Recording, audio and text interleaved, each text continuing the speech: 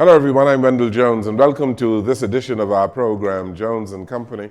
On this program, we examine the national issues of the Bahamas, and every now and then we feature an outstanding Bahamian on our program. In recent times, the magazine called Business Beyond featured an outstanding Bahamian. Indeed, featured one of the most innovative business leaders in the Caribbean. And every now and then, we think that it is good to showcase these people on our program. And today, our guest on the program is Dr. Conville S. Brown. And Dr. Brown, for many years, has been working in the medical profession in the Bahamas.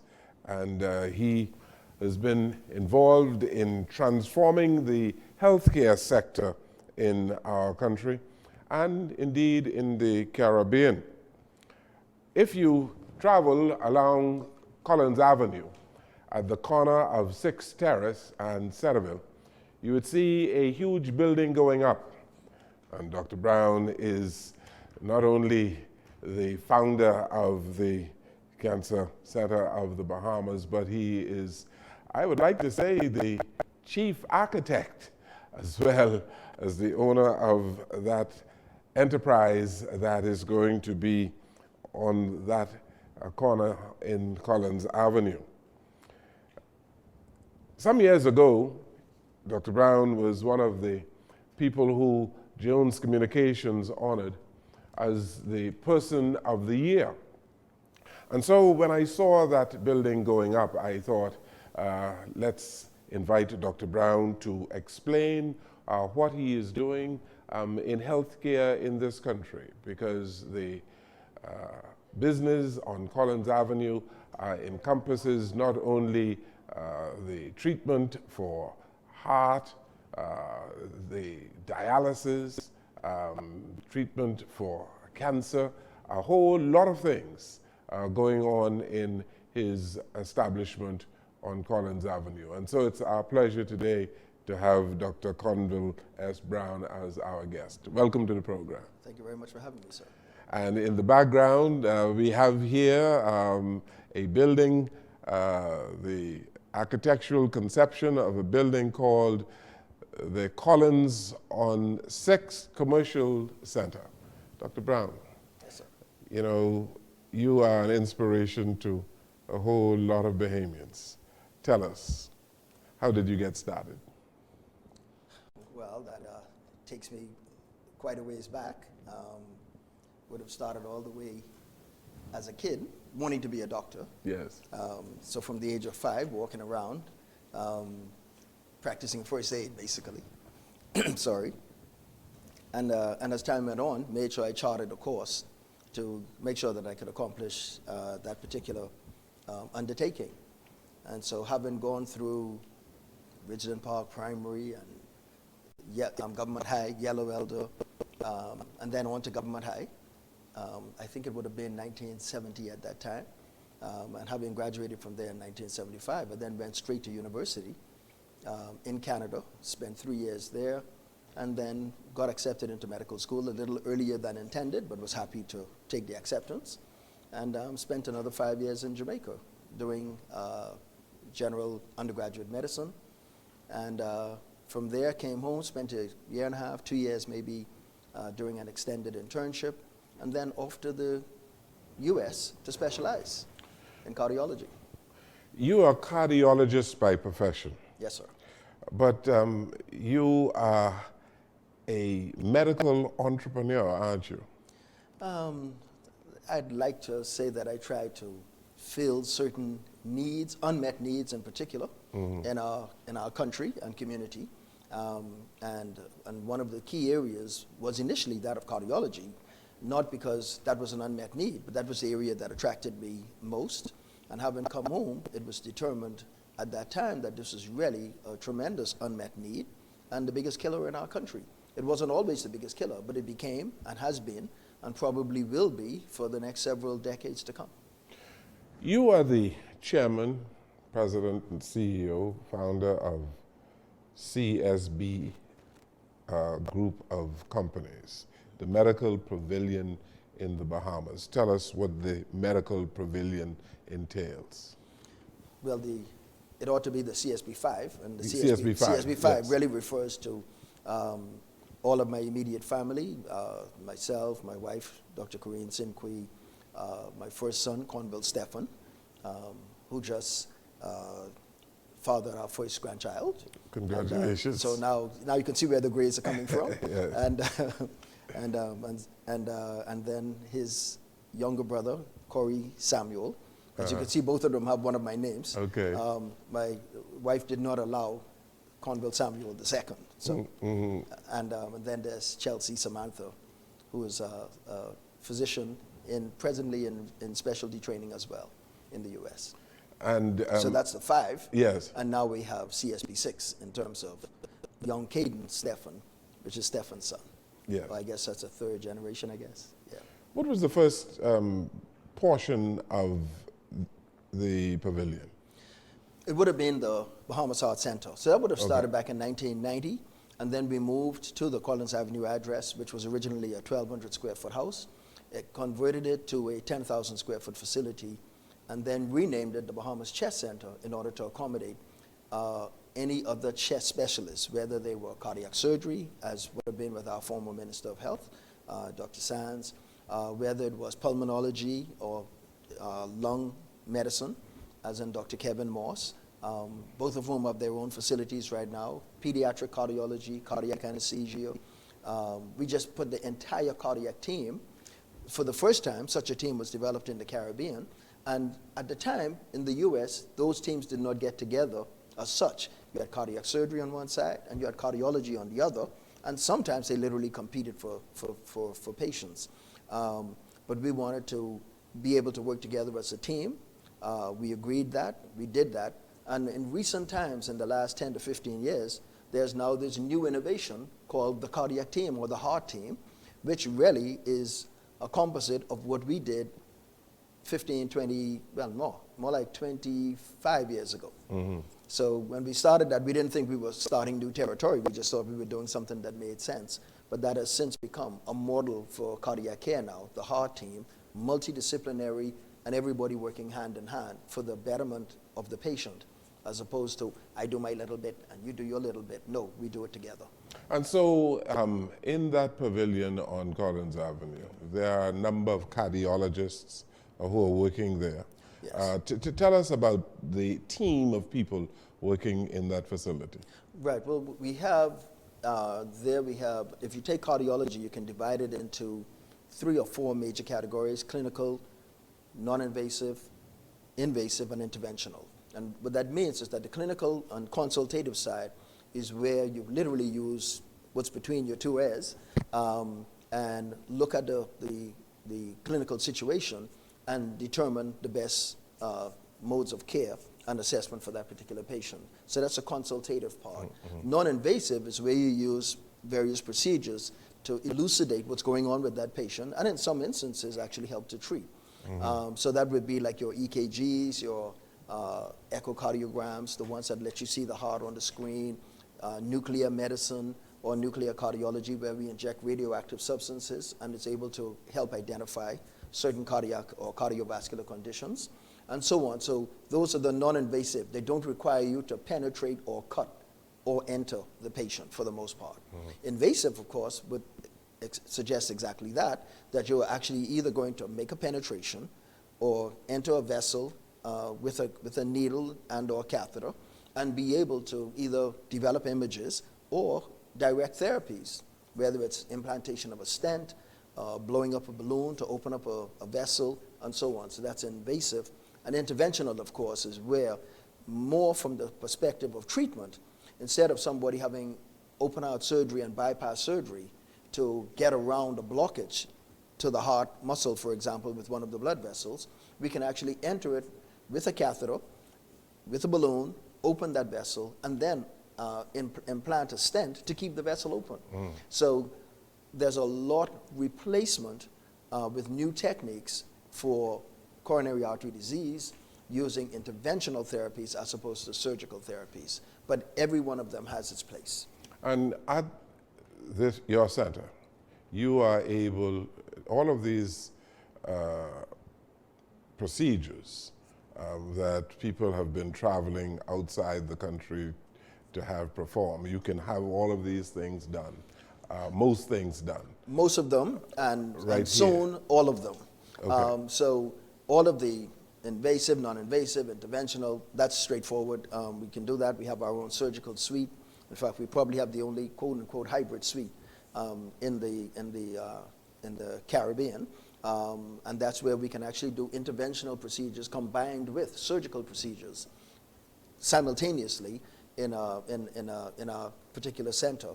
But we'll be seeking in future, in the very near future, to be able to expand those capabilities to actually higher level surgical procedures. Right now we can do minimally invasive surgical procedures, same day surgery, but we'll be seeking to expand that capability for the main reason that we want to be able to improve the access of our people and others less fortunate to some of these advanced modalities of care that they will otherwise not be able to access. What is your mission? You came back home as a cardiologist, and we have seen your center grow incrementally. We're going to get to this project, the Collins on 6 Commercial Center. But what is the overall mission of your company? The overall mission has been, I think, easily stated and goes way back to when I first came home. When I first came home, and I've said this on your shows, of course, in the past as well, that I realized that first of all, I had the desire, obviously, to follow a career path. So that was in cardiovascular medicine. But having come home, realized that most of my family and most of my friends and most of the country couldn't afford cardiac care. In some instances, it was not available. And when it's not available, you have to jump on a plane and fly. But a lot of people couldn't afford to fly. And so we introduced a number of things here. But even after having introduced them here, they're still expensive. And so we put our own system in place that we ultimately called partnered care. We put our own system in place that sought to improve access to these advanced healthcare procedures to our general community. The easiest way to do that is to reduce the cost. And so what we did was we said, fine, you don't have to make a killing to make a living. And so we literally slashed the prices in half for all of our procedures against the fee schedule of the country. So whereas an item might cost $10, we then took that $10 and that was what was charged to the insured patients who had a third-party payer. And then for those that did not have insurance, we then reduced the cost, but they were private, then there was a 25% reduction in the cost. And so for the same procedure, proportionately, they would have been charged $7.50. And of course, for those that are neither insured nor can afford private care, i.e. more than 50% of the country, quote-unquote government patients, public patients, less fortunate patients, then the price was cut in half. Now, I think the easiest way to understand the analogy is if you need to get to the airport, you can take your Mercedes-Benz and you could go there in extreme comfort and safety, yes, or you can go in a Toyota Corolla, no offense to Toyota, but you can go in a less expensive car that is equally safe and still get to the airport in time for your trip. What we do, however, is we don't downgrade the level of care, as you can say, stepping down from a Benz to a Corolla, but we smarten up the service, we just cut the price in half. And so you will get we don't use a special catheter and a special machine for insured patients and a different machine and a different center for quote-unquote less fortunate or government patients. Everybody gets the Mercedes-Benz level of care and for some instances at the Toyota price. Does that make sense? It makes a whole lot of sense. Right. And so what we've been doing then is first that was cardiac, and then we extended into cancer care, and so that for radiation therapy, we don't have a different linear accelerator, that big fancy machine, $3 million cost. We don't amortize that such that the poor patient pays the same as the insured patient. The price then gets cut in half again. And so that's what we've been doing, and this is now our 31st year of doing that, because I came home in 1990. Yes. So this is the 31st year of doing that. We do the same for dialysis, and you can't tell in our center who is an insured patient from who's public. we don't allow for that distinction. And if my staff make the distinction, they get sent home.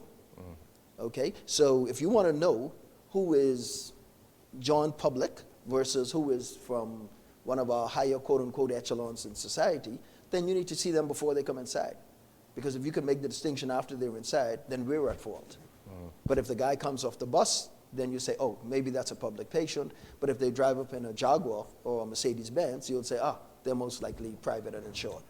This enterprise, this health enterprise that we are talking about on Collins Avenue, over the last 31 years, did it evolve? Is this a planned thing?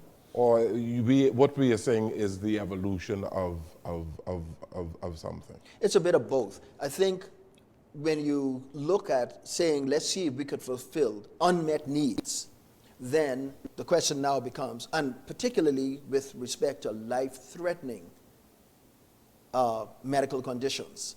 So, in other words, plastic surgery, cosmetic plastic surgery is not really an interest of mine unless I needed it, of course, right? So, and that will come in due course, of course. But so that's more of a comfort and a vanity type procedure or something for one's self-esteem. If you're dying from heart disease, self-esteem is the least of your concerns at that point. You have something that's threatening your life. Likewise with cancer, likewise with the inability or lack of access to hemodialysis or any form of dialysis or transplant therapy if you have end-stage kidney disease. So those things will take your life if you can't remediate them. Heart disease can do it in seconds to hours. Kidney can do it in days to weeks. And cancer in months to years. But either way, once you get that particular label, your life is in jeopardy. So those are the ones that we have concentrated on in what we've been doing, and then tried to make sure that it is accessible as possible to our Bahamian community. And thank God we've had the opportunity to actually be able to be invited to do this in other countries in our Caribbean community. So you, and that is why you became our person of the year when you established in Antigua. And yes, at the invitation of the Prime Minister and the heads of government. And how is that going in Antigua? The facility is going well.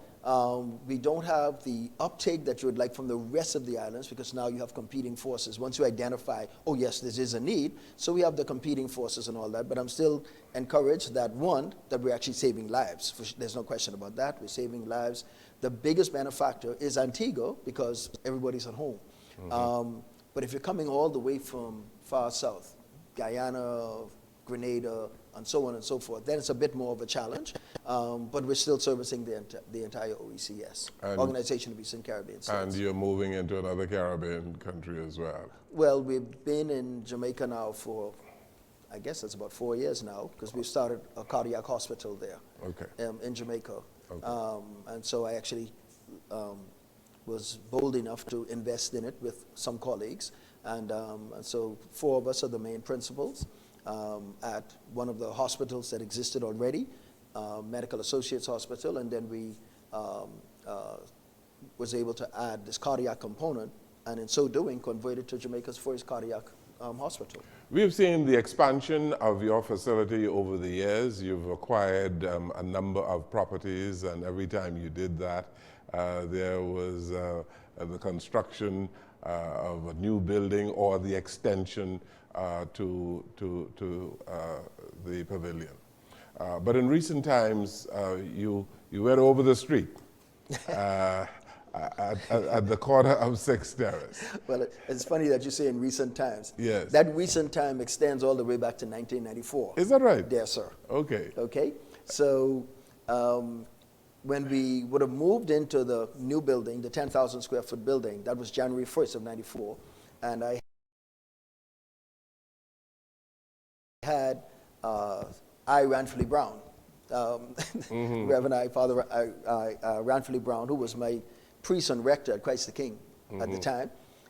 So I invited him on New Year's Day after the church service, himself, my grandmother, God rest her soul, my mother, And my family at the time, which would have been, I think, just two of the children, and my wife, of course. And basically the six of us, or whoever it was, then went to Collins Avenue, 72 Collins Avenue, to bless the building before any patients, physicians, staff, or anybody else went into the building. That's the very first building? That's the very first building. Okay. That would have been built in '93 and opened on January 1st with the prayer, the blessing by Father Brown. Okay. And by the time we got halfway through the year, we had the opportunity to acquire the property behind us that was owned by the Centerville Medical Center Group, of which I was a member, and where they had intended to place a cancer center, and that got derailed. And so subsequently I was able to acquire that property, and that's where the present cancer center is right now. And funnily enough, utilizing the original permit that was given to our original group. Okay, so we were able to do that, and in the same year, our colleague and associate next door, the Alburys, that operated Executive Motors, Toyota, etc., indicated that they were getting ready to move their enterprise, if you recall, Three Queens Restaurant. Yeah. And so they were supposed to move onto Wolf Road, on the southern side of Wolf Road, opposite Three Queens Restaurant.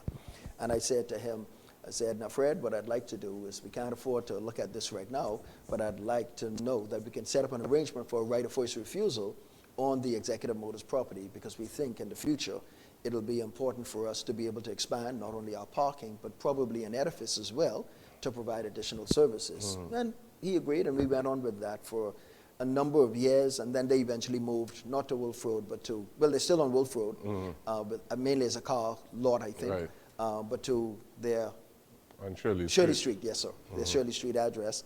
But from all the way back in '94, that area was targeted for an expansion of our medical enterprise, because I just saw that in the future that would be required. And since you don't grow land, then you need to try to acquire. And hence this beautiful building that you have started, and we have the architectural concept here on this board. Well, even that is after several iterations, because the one that's in front here is, the date on it is actually 2005. Okay. Right? So that just tells you how far back it went. So the rendering that's there shows both sides of the street.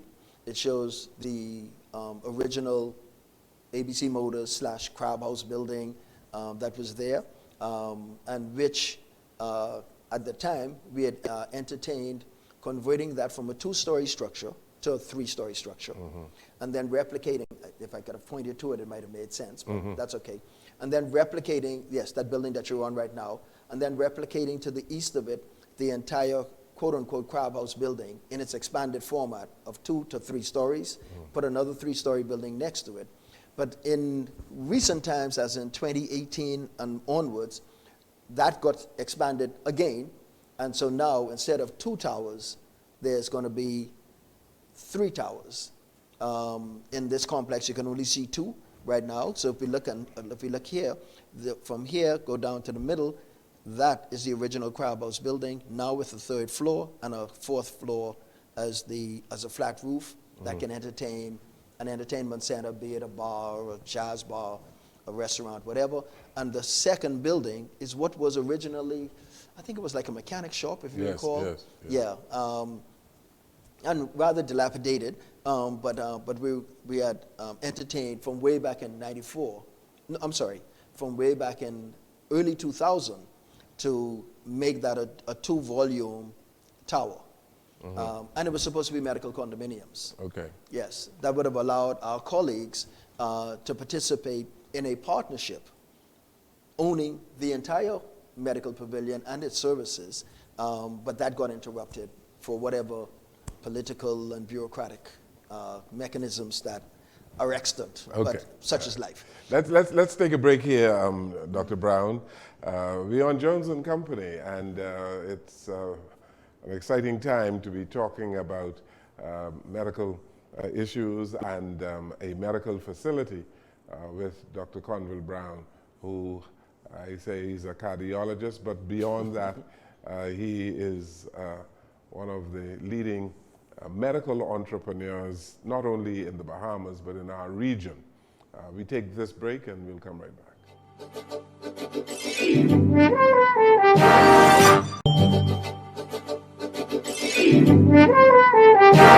Back here on our program, Jones and Company, and today we are speaking with one of the most innovative businessmen, business leaders in our country, Dr. Conville Brown, who is the founder of the Medical Pavilion on Collins Avenue. And Dr. Brown, you mentioned that the Collins on 6 is a commercial center, and the intention was to have a medical condominium. Yes. To include other physicians. That was the intention 10 years ago. Okay. Yes. Is it still the intention? Well, put it like this. Right now, as you can see on the bottom, the little subscript on the bottom would suggest that the potential uses of this facility, because the facility is fair size, Yes. 72,000 square feet. Yes. So that probably will be one of the bigger buildings on the entire Collins Avenue Collins side. Avenue. If you can just lift that up so that we can see the southwest portion of it, how it's going to look. I think it is quite an impressive structure there. That is the southwest section. Yes. And you can explain that to us, because right now what we see as we speak on Collins Avenue is the frame. The superstructure. The superstructure. And you can't see the ground floor because of the fence that's up. Yes, both okay. for security purposes and so on. So this is, if you were, example, either walking out of the heart center or the breast center, then this would be the view that would be in front of you. Okay. Okay, and the idea being that vehicular traffic would come in under the portico, rain or shine, and then be able to exit back onto Collins Avenue. back onto Collins Avenue. And the whole thing has been designed, obviously, so that we don't create a bottleneck in traffic. There's enough traffic on Collins Avenue right now, so you want to take advantage of that for the commercial perspective, but you really don't need to slow things down any further. So we've taken significant care with that particular aspect. And I think the idea was to make sure that at the end of the day, we do something that will encourage our colleagues, associates, neighbors, etc., to do similar, not only on Collins Avenue, but in our own country, so that we can make our own contribution to elevating the ambiance, the safety, the general appearance, aesthetic and otherwise, of our communities. Almost the entire Collins Avenue now, you would find medical offices. It's become a major medical corridor, starting from Doctors Hospital to the north and literally all the way out to Wolf Road. Yes. And several of the side streets will have medical enterprises. And so I think you'll find that and that's only expanding on a annual basis, that a lot of these services are being enhanced or added. So even in our facility, we won't have decided to call it a commercial center because commerce really covers all aspects of business, including medicine. Yes. So when we look at it, we can then see that we say the uses would be commercial, financial, professional. Somebody wants to have a law office, for example. Okay. That's fine. And don't exclude medical. Okay. Okay, but our primary medical enterprise is on the western side. Will be on the opposite side of the street. Right, and that is going to remain. That's going to remain. As a matter of fact, you're enhancing that. Yes, we have a significant project ongoing as we speak because we're going to be expanding the cancer center. And we're expending, some $5 million plus doing the expansion of the cancer center, putting in the latest state-of-the-art equipment. The vault, there's a radiation vault that's being built, and that has, as you would recall from 20 years ago, walls that are 4 feet thick, 8 feet thick, a roof that is 7.5 feet deep of high density, high strength concrete.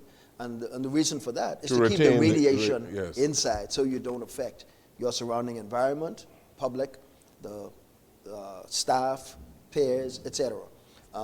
And to our south, we have a school, so we have to be even more. But even without a school being there, if it were empty, you still need to have the same rules apply.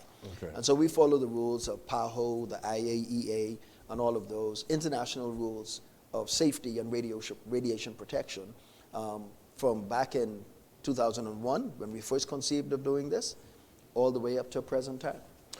I recall some time ago visiting your facility, and you had equipment there, MRI equipment, CT. CAT scan Yes. equipment, and you were in the throes of doing some other things. To what extent would you have in your overall plans the whole concept of medical tourism? This is something that we had tried to promote with one of our earlier governments all the way back into, let's just say, the early 2000s, and said government shall remain nameless. Yes. We've had so many of them now. Right. But so we'll just say in the early 2000s.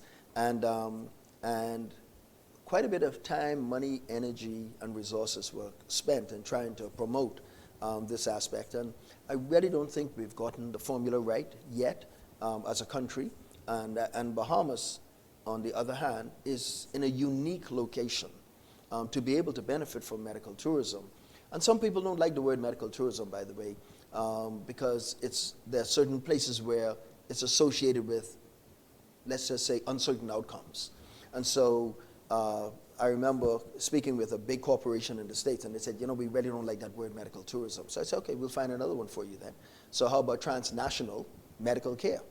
And so TNMC, and so that's what we've done. So with that, we look at bringing in 4 levels of medical touristic or transnational health-related activities. And you can abbreviate it by the acronym REST, REST, nothing to do with resting, but just REST, so that the R is for research. And so with research, we've started our Partners Clinical Research Center because we then partner with various entities, with Harvard in the US, with entities in Japan, or in Canada, or in the UK, in Europe, and so on.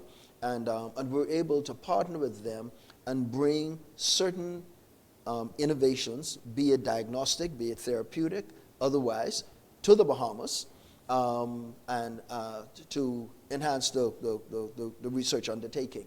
So we have local and domestic research. We also have international research, and we've been fortunate to be published in some of the world's leading journals in those capacities. We've done it with stem cell therapy, and so we did the first ethical cardiac implants for stem cells, and we're always proud of the date, 10, 11, 12. Easy to remember, and I think that happens to be the 11th of October in 2012. So Okay. 10, 11, 12. Okay. And that was quite a success, and we've done several since, and several other forms of research, of stem cell research and therapeutics, with several others just being approved presently by the National Stem Cell Ethics Committee. So what's interesting is that the majority of the patients that take advantage of these things are from abroad. So they come into the country, as recently as just yesterday, we've had patients come into the country, receive therapies, and then return back home. And these patients are not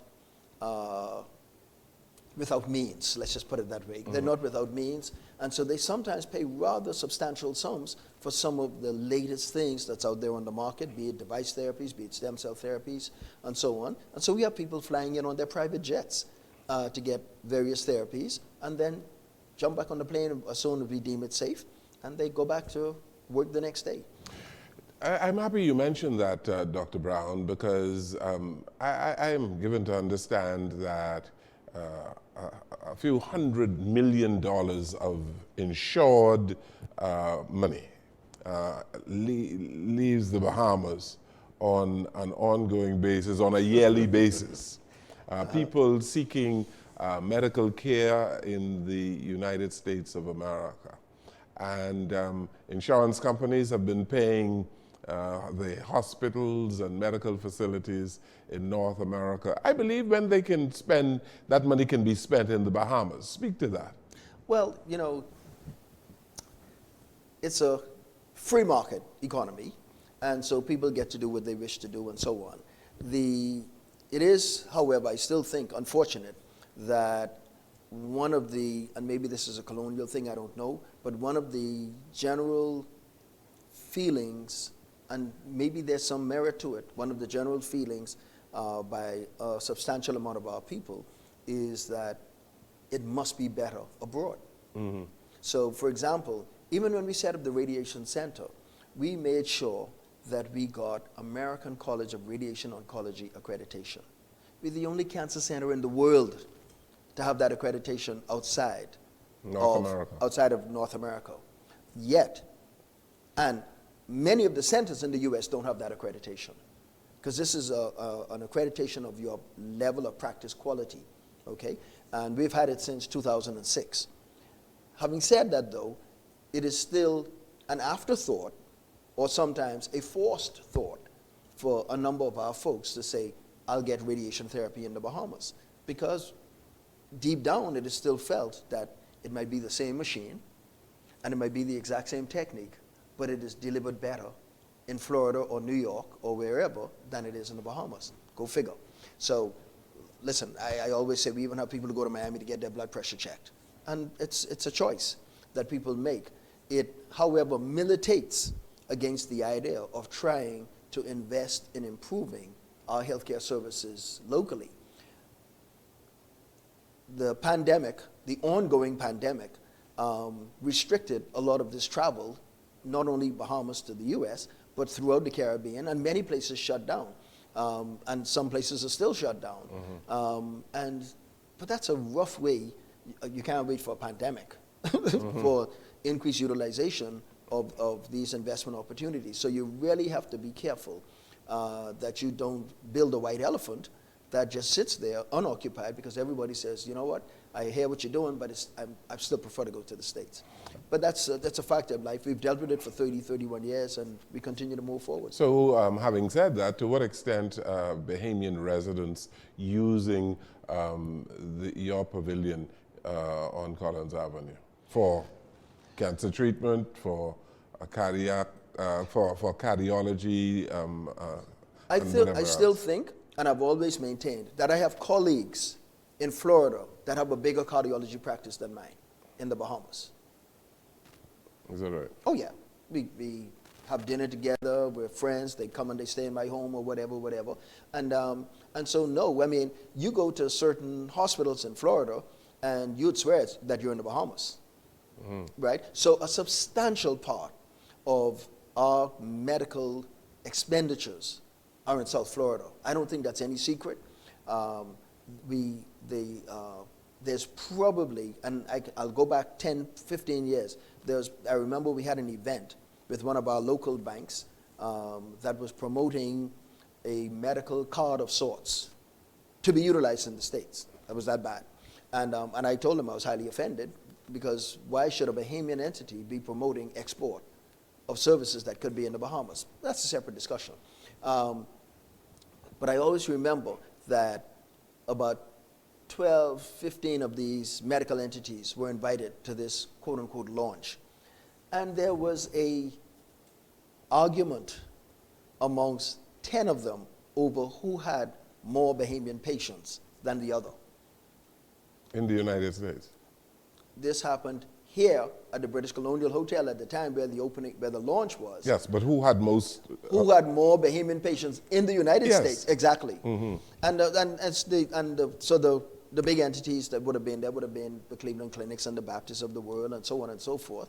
And there's a place for everyone in the marketplace, but there is that significant commercial quote unquote discrepancy or disconnect that does exist. So But you must be very happy with the amount of Bahamians who are utilizing your facilities, because you would not have grown as exponentially as you have if you did not have a good clientele. well, you know, I think I'll say that our focus has really not been the money. Because if it was the money, I would be investing in something else that has a much more rapid turnover. If it was just about the money. So let's get that off the table immediately. So we have invested heavily in medical care, an area of our expertise, and like I said, fulfilling unmet needs. Because at the end of the day, the last time I checked, I don't see anyone who's taken any amount of money that they've saved or earned to the grave with them, right? So to me, it's more important to be able to have made a sensible contribution to my country and its growth, and that goes all the way back to early 70s when we would have become independent country and we had a nation to build. So that's just my little role in doing that. But if I were to come back quickly to your medical tourism thing, there's the 4 big categories that we have been participating in, and that's REST, research, and we've discussed that, domestic, international, education, where if you have a number of clinical enterprises, then you can actually become involved in the training of individuals, either in the performance of a procedure or in learning an entire discipline. So the E is for the educational side. The S is for the services, the clinical services. So whether they are surgical, cardiac, whatever, then those can be done. And we have patients coming into town for some of those services. And the final one, of course, is the transnational component, which really takes advantage of the first 3 that we mentioned, whether it's research opportunities, educational opportunities, or clinical service presentation. You know, when I look at the magazine cover, the 10 most innovative business leaders to follow in 2021, it made me feel good when I saw you being featured among the 10. Thank you. And I want to ask you, for the benefit of all of the young Bahamians watching and listening, what motivates you? Well, I guess I've always been a bit, my wife sometimes calls me a pit bull, but I've always been pretty tenacious and determined. If I see something that I feel strongly about doing or getting done, then I pursue it, and sometimes probably at the wrong cost, but it is what it is. But for me, I feel, listen, I've been invited to enter politics. That was a flat out no.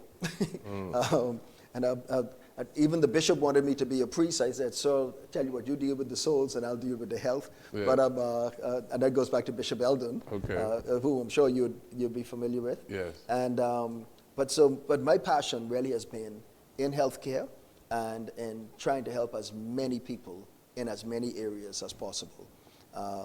And so that's what we've done over the time. Having done what you have done in the Pavilion, and with this project that is underway, and I believe it's going to be completed early next year, or in the middle of next year,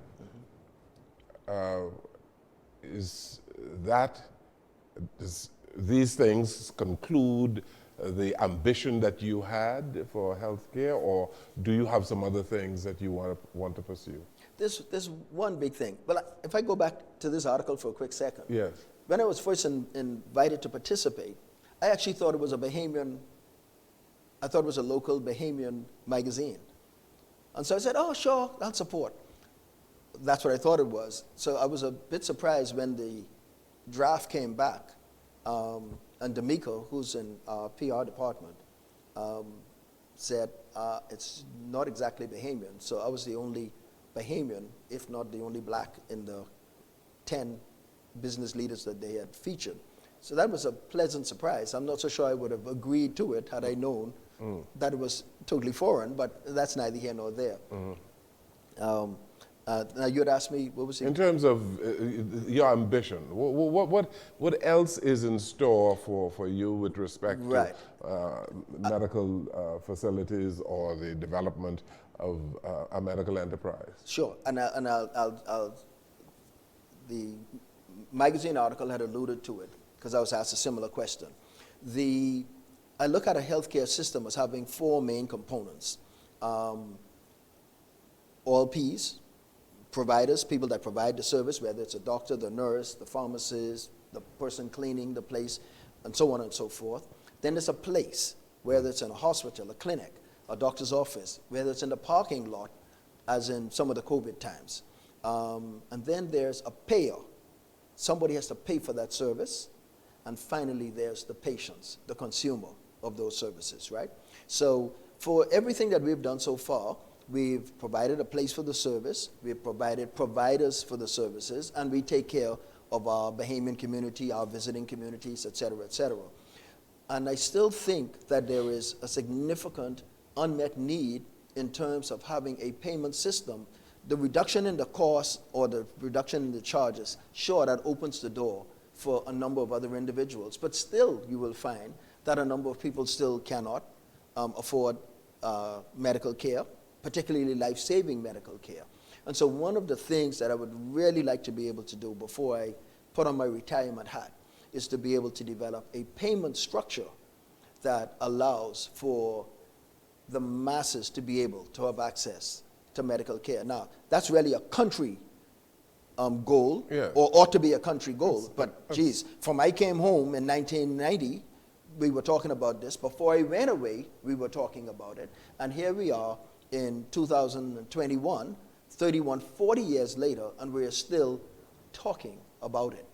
So national health insurance would not be able to cover what you are suggesting. Oh, absolutely, it can. But like I said, for all of the talking that is going on, and I'm not here to offend anybody, I'm just saying what the facts are. In the last 40 years that I've been attuned to this, it has not yet developed to the point where if somebody has a catastrophic illness, they don't go catastrophically bankrupt, or they are not denied access to the care because they are not able to afford it. And so one of the things that we're actively looking at doing, not just in the Bahamas but outside, is to try to set up a system that allows for a fraction of insured costs for people to be insured against, or to be assured of the service in the event they were to develop one of these catastrophic illnesses, okay, be it heart, cancer, or kidney, and get the highest level of care. The state is planning new hospitals according to the information coming from the new government, probably augmenting PMH. For your pavilion on Collins Avenue, do you intend to add beds? I think at some point, and I'd alluded to it earlier, that yes, we would add beds so that we can amplify and expand on the services that we are presently providing. Okay. And we're not talking about beds to compete with Doctors Hospital, beds to compete with Princess Margaret. No, beds to complement what we are doing now and what we wish to do in the future, so that we can contain costs in our own little way and be able to provide those services to our needy community. And those that want to fly will always fly. Yes. The challenge is those that don't have wings and can't afford to fly. Well, Dr. Brown, you've been flying, and flying high. The other day when I visited you in preparation for this show, you had a hard hat on, and you were supervising the pouring of concrete. It's a dirty job, but someone's got to do it. Yes. So you are supervising the construction of this wonderful building that is going up on Collins Avenue. At the same time, practicing cardiology. Well, you know, it's funny. Just before I left, my chief operating officer, Ms. Carey, Natasha Carey, came in and I held the door open for her to come inside. I said, "Doc, you look good." And I was like, "Excuse me? I thought I always looked good." And she said, "Let's not go there." But that's because for the past several months, they've seen me in, well, I don't own a pair of jeans, but they've seen me in hard pants. My wife thinks I wear too many good boots. My wife thinks I wear too many good clothes on the construction site, and that I should buy some stuff just for the wearing on the construction site, and the steel boots that my son got me. Yeah.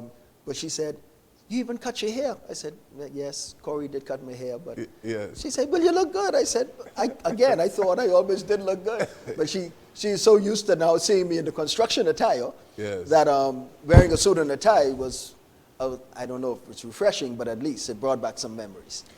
Dr. Brown, congratulations, and I admire all that you do.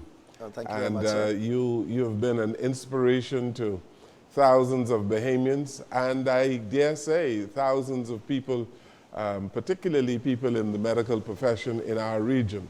So thank you so very much, and congratulations. Well, thank you very much for having me. Thank you. Thank you. Thank you for watching and listening to our program. Good evening, everyone.